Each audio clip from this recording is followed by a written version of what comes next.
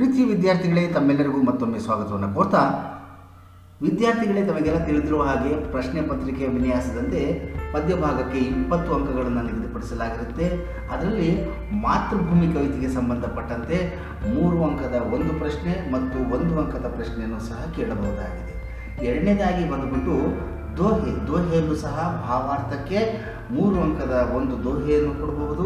ಜೊತೆಗೆ ಅನುರೂಪತ ಆಗಿರ್ಬೋದು ಅಥವಾ 1 ಅಂಕದ ಪ್ರಶ್ನೆ ಆಗಿರ್ಬೋದು, ಅದು ಸಹ ಒಂದನ್ನು ಕೊಡಬಹುದಾಗಿದೆ. ಇನ್ನು ವಿದ್ಯಾರ್ಥಿಗಳೇ, ಕೋಶಿಶ್ ಕರ್ನೆ ವಾಲೋं की कभी हार नहीं होती, ಈ ಒಂದು ಕಂಠಪಾಠಕ್ಕಿರುವ ಪದ್ಯದಿಂದ 4 ಸಾಲುಗಳನ್ನು 4 ಅಂಕಗಳಿಗೆ ಕೇಳಲಾಗುತ್ತೆ. ಈ ವಿಷಯ ನಿಮಗೆ ಗೊತ್ತೇ ಇದೆ. ಈ 3 ಪದ್ಯಗಳ ವಿಡಿಯೋವನ್ನು ಮಾಡಿ ತಮಗೆ ಅರ್ಥೈಸುವಂಥ ಒಂದು ಪ್ರಯತ್ನವನ್ನು ಪಟ್ಟಿದ್ದೇನೆ. ವಿದ್ಯಾರ್ಥಿಗಳೇ, ನನ್ನ ವಿಡಿಯೋವನ್ನು ನೋಡಿ ಕೇವಲ 10 ಜನ ವಿದ್ಯಾರ್ಥಿಗಳಿಗೆ ಅನುಕೂಲವಾದರೆ ಸಾಕು, ನಾನು ಮಾಡಿದಂಥ ವಿಡಿಯೋ ಸಾರ್ಥಕವಾಗುತ್ತದೆ. ಈ ದಿನ ನಾವು 6 ಪದ್ಯಗಳಲ್ಲಿ ಉಳಿದಿರುವಂತಹ ಅಭಿನವ ಮನುಷ್ಯ, ಸೂರ್ಶ್ಯಾಮ್, ಸಮಯ ಕಿ ಪಹಚಾನ್ ಈ ಒಂದು ಕವಿತೆಗಳಲ್ಲಿ ಬರಬಹುದಾದಂತಹ ಅತಿ ಪ್ರಮುಖ ಪ್ರಶ್ನೋತ್ತರಗಳ ಬಗ್ಗೆ ಚರ್ಚಿಸೋಣ.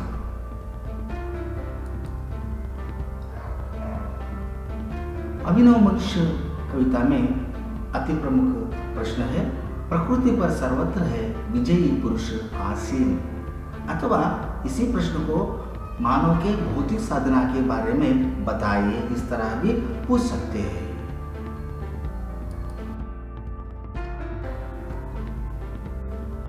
ಅಂದರೆ ವಿದ್ಯಾರ್ಥಿಗಳೇ, ಮನುಷ್ಯ ಇವತ್ತು ಪ್ರಕೃತಿಯ ಪ್ರತಿಯೊಂದು ಕ್ಷೇತ್ರದಲ್ಲಿಯೂ ಸಹ ತನ್ನ ಹಿಡಿತವನ್ನು ಸಾಧಿಸಿದ್ದಾನೆ.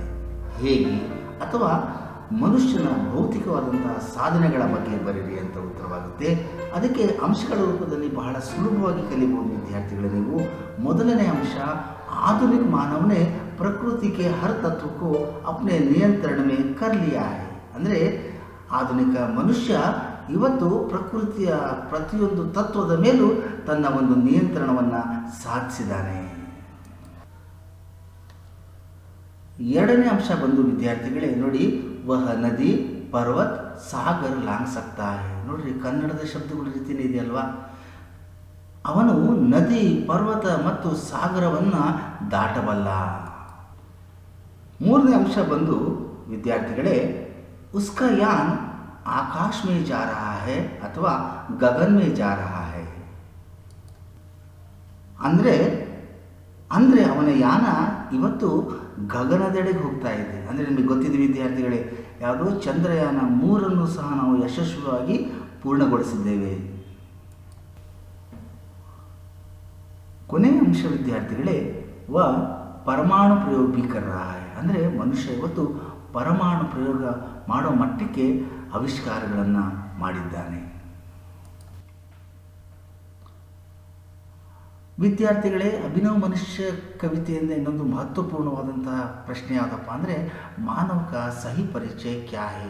ಇದೇ ಪ್ರಶ್ನೆಯನ್ನು ಕೆಲವು ಬಾರಿ ಅಭಿನವ ಮನುಷ್ಯ ಕವಿತಾ ಕಾ ಆಶಯ ಕ್ಯಾ ಹೈ ಅಂತಲೂ ಕೇಳಿದರೆ, ಇದೇ ಪ್ರಶ್ನೆಯನ್ನು ಇನ್ನೂ ಕೆಲವು ಬಾರಿ ಅಭಿನವ ಮನುಷ್ಯ ಕವಿತಾ ಕಾ ಭಾವಾರ್ಥ ಲಿಖಿ ಅಂತಲೂ ಸಹ ಕೇಳಿದ್ದಾರೆ. ಹಾಗೆ ಕೇಳಿದಾಗ ಬಹಳ ಸುಲಭವಾಗಿ ನೀವು ಅಂಶಗಳ ರೂಪದಲ್ಲಿ ಇದರ ಉತ್ತರವನ್ನು ಬರೀಬಹುದು. ಪ್ರಮುಖವಾಗಿ 3 ಅಂಶಗಳನ್ನು ನೀವು ನೆನಪಲ್ಲಿಟ್ಕೊಳ್ಳಿ. ಮೊದಲನೇ ಅಂಶ, आज के मानव ने प्रकृति के हर तत्व पर विजय प्राप्त कर ली है. ಇವತ್ತಿನ ಮನುಷ್ಯ ಪ್ರಕೃತಿಯ ಪ್ರತಿಯೊಂದು ತತ್ವದ ಮೇಲೆ ತನ್ನ ವಿಜಯವನ್ನು ಸಾಧಿಸಿದ್ದಾನೆ. ಎರಡನೇ ಅಂಶ, किंतु विडंबना यह है कि उसने स्वयं को नहीं पहचाना, अपने भाईचार को नहीं समझा. ಆದರೆ ವಿಡಂಬನೆಯಾಗಿ ಏನು ಹೇಳ್ತಾರಪ್ಪ ಅಂದರೆ, ವಿಡಂಬನಾತ್ಮಕವಾಗಿ ಹೇಳ್ತಿದ್ದಾರಪ್ಪ ಅಂದರೆ, ಇಷ್ಟೆಲ್ಲ ಸಾಧನೆ ಮಾಡಿದರೂ ಸಹ ಅವನು ತನ್ನನ್ನು ತಾನು ಅರ್ಥ ಮಾಡಿಕೊಂಡಿಲ್ಲ. ಜೊತೆಗೆ ಸೋದರತ್ವ ಭಾವನೆ ಮತ್ತು ಪರಸ್ಪರ ಪ್ರೀತಿಯ ಭಾವನೆ ಅವನು ತಿಳಿದುಕೊಂಡಿಲ್ಲ. ಕೊನೆಯ ಅಂಶ ಬಹಳ ಮಹತ್ವಪೂರ್ಣದ್ದಾಗಿದೆ. ಯಾಕಪ್ಪ ಅಂದರೆ, ಈ ಅಭಿನವ ಮನುಷ್ಯ ಕವಿತೆಯ ಸಂಪೂರ್ಣ ಸಾರಾಂಶ ಇರೋದೇ ಈ ಒಂದು ಲೈನಲ್ಲಿ ಹೇಳ್ಬೋದು ನಾವು. ಜೋ ಮಾನವ್ ದೂಸರೆ ಮಾನವ್ ಸೇ ಪ್ರೇಮ್ ಕಾ ರಿಶ್ತಾ ಜೋಡ್ಕರ್. ಯಾವ ಮನುಷ್ಯ ಇನ್ನೊಬ್ಬ ಮನುಷ್ಯನ ನಡುವೆ ಪ್ರೀತಿಯ ರಸ್ತೆಯನ್ನು ಜೋಡಿಸಿ, ಸಂಬಂಧವನ್ನು ಜೋಡಿಸಿ ಆಪಸಿ ಕೋ ದೂರಿ ಮಿಟಾಯೆ, ಭೇದ ಭಾವವನ್ನು ದೂರ ಮಾಡ್ತಾನೋ ವಹಿ ಮಾನವ ಕಹಲಾನೆ ಕಾ ಅಧಿಕಾರಿ ಹೋಗ, ಅವನೇ ನಿಜವಾದ ಮಾನವನಾಗೋದಕ್ಕೆ ಸಾಧ್ಯ. ಯಾಕಪ್ಪ ಅಂದರೆ ನಾವು ಭೌತಿಕವಾಗಿ ಎಷ್ಟೇ ಸಾಧನೆಗಳನ್ನು ಮಾಡಿದರೂ, ಎಷ್ಟೇ ಆವಿಷ್ಕಾರಗಳನ್ನು ಮಾಡಿದರೂ, ಎಷ್ಟು ವೈಜ್ಞಾನಿಕವಾಗಿ ಮುಂದುವರೆದಿದ್ರೂ ಸಹ ನಮ್ಮಲ್ಲಿ ಭೇದ ಭಾವವಿದ್ದರೆ ನಾವು ನಿಜವಾದ ಮನುಷ್ಯರಾಗೋದಕ್ಕೆ ಸಾಧ್ಯವಿಲ್ಲ ಎನ್ನುವ ಅರ್ಥವನ್ನು ನೀಡುವಂತಹ ಸಾಲಾಗಿದೆ ವಿದ್ಯಾರ್ಥಿಗಳೇ. ಇನ್ನೊಂದು ಪ್ರಮುಖವಾದಂತಹ ಕವಿತೆ ಸಮಯ ಕಿ ಪಹಚಾನ್.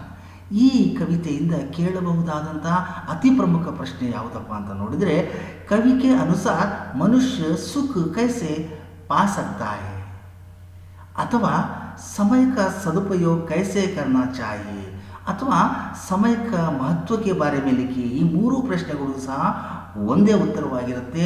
ಅದು 4 ಅಂಶಗಳಲ್ಲಿ ವಿದ್ಯಾರ್ಥಿಗಳೇ ನೀವು ಸುಲಭವಾಗಿ ಅರ್ಥ ಮಾಡಿಕೊಂಡು ಓದಬಹುದು. ಮೊದಲನೇ ಅಂಶ ಬಂದ್ಬಿಟ್ಟು ಜೋ ಭಿ ಕಾರ್ಯ ಕರ್ನಾ ಹೇ ಉಸೆ ಉಸಿ ಸಮಯ ಮನ್ ಲಗಾಕರ ಕರ್ನಾ. ಯಾವುದೇ ಕೆಲಸವನ್ನು ಮಾಡಿ ನೀವು ಆ ಕೆಲಸವನ್ನು ಅಂದೇ ಮನಸ್ಸಿಟ್ಟು ಮಾಡಿ. ಈಗ ನಿಮಗೆ ಪರೀಕ್ಷೆ ಟೈಮ್ ಅಲ್ವಾ, ಈಗ ನೀವು ಚೆನ್ನಾಗಿ ಓದಿ. ಎರಡನೇ ಅಂಶ ಸಮಯಕ್ಕೂ ನಷ್ಟ ನಹಿ ಕರ್ನಾ ಹೇ, ಸಮಯವನ್ನು ಯಾವತ್ತೂ ಸಹ ನಾವು ನಷ್ಟ ಮಾಡ್ಬೋದು. ಮೂರನೇ ಅಂಶ ಯಾವುದಪ್ಪ ಅಂದರೆ ಸಮಯ ಭಗವಾನ್ ಕಾ ದಿಯಾ ಹುವಾ ಅನುಪಮ್ ಧನ ಹೇ, ಸಮಯ ಅನ್ನೋದು ಭಗವಂತ ನೀಡಿರುವಂಥ ಅತ್ಯುತ್ತಮ ಅಮೂಲ್ಯವಾದಂಥ ಸಂಪತ್ತಾಗಿದೆ. ಇಸ್ಲಿಯೇ ಆಲಸ್ಕೋ ಛೋಡು, ಆದ್ದರಿಂದ ಸೋಮಾರಿತನವನ್ನು ಬಿಟ್ಟು ನಿಮ್ಮ ಕೆಲಸದಲ್ಲಿ ತೊಡಗಿಕೊಳ್ಳಿ. ಶೂರ್ ಶಾಮ್ ಕವಿತೆಯಿಂದ ಕೇಳಬಹುದಂಥ 2 ಪ್ರಮುಖ ಪ್ರಶ್ನೆಗಳು ಯಾವ್ಯಾವ ಅಂದರೆ, ಯಶೋಧ ಕೃಷ್ಣಕ್ಕೆ ಕ್ರೋಧಕೋ ಕೇಶೆ ಶಾಂತ ಕರ್ತಿ. ಯಶೋಧ ಕೋಪಗೊಂಡಂಥ ಕೃಷ್ಣನನ್ನು ಹೇಗೆ ಶಾಂತಗೊಳಿಸ್ತಾಳೆ, ಅದಕ್ಕೆ ಉದಾಹರಣೆ ಬಲರಾಮ್ ಜನ್ಮಸೆ ಚುಗಲ್ಕೋರೆ. ಅವಳು ಹೇಳ್ತಾಳೆ, ನೋಡಪ್ಪ ಬಲರಾಮ ಹುಟ್ಟಿನಿಂದಲೂ ಬಹಳ ದುಷ್ಟ ಕಣಪ್ಪ, ಬಹಳ ಕೆಟ್ಟವನು ಕಣವನು.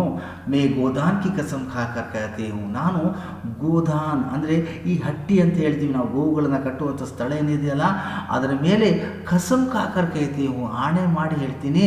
ಮೇ ಹಿ ತೇರಿ ಮಾತಾ ಹೂ, ನೀನೇ ನನ್ನ ಮಗ, ನಾನೇ ನಿನ್ನ ತಾಯಿ ಅನ್ನೋ ರೀತಿಯಾಗಿ ಹೇಳಿ ಸಮಾಧಾನವನ್ನು ಪಡಿಸ್ತಾಳೆ.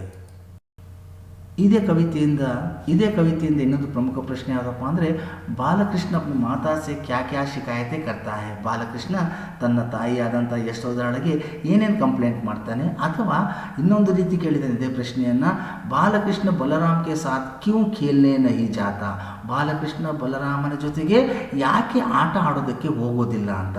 ಎರಡಕ್ಕೂ ಸಹ ಒಂದೇ ಉತ್ತರ ಇದೆ ನೋಡಿ ವಿದ್ಯಾರ್ಥಿಗಳೇ.